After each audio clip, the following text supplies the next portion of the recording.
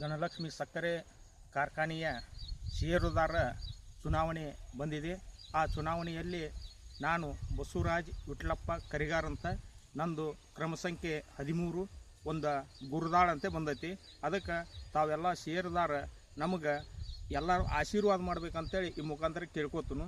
ಯಾಕಂದ್ರೆ ಇವತ್ತು ಎಲ್ಲರೂ ಷೇರುದಾರು ಇವತ್ತು ರೈತರು ಯಾಕೆ ಆರಿಸ್ಬೇಕಂದ್ರೆ ಇವತ್ತು ನಮ್ಮಲ್ಲಿ 12 ಮಂದಿ ಒಂದು ಪೆನಲ್ ಮಾಡಿವು. 12 ಮಂದಿ ಎಲ್ಲ ಷೇರುದಾರು ಕುಡ್ಕೊಂಡು ಇವತ್ತು ಆಗ ಹೋಗೋಳ ಇವತ್ತು ಆ ಶುಗರ್ ಫ್ಯಾಕ್ಟ್ರಿಯಲ್ಲಿ ಭಯಂಕರ ಒಂದು ಅನ್ಯಾಯ ಆಗುವಂಥ ಕೆಲಸ ಆಗತೈತಿ. ಆ ಅನ್ಯಾಯ ತಡೆಗಟ್ಟಬೇಕಂದ್ರೆ ಇವತ್ತು ನಾವು ಷೇರುದಾರರು ಹೋರಾಟಗಾರರು ಎಲ್ಲ ಕೂಡಿ ಒಳಗೆ ಹೋಗ್ಬೇಕಾಗಿತ್ತು.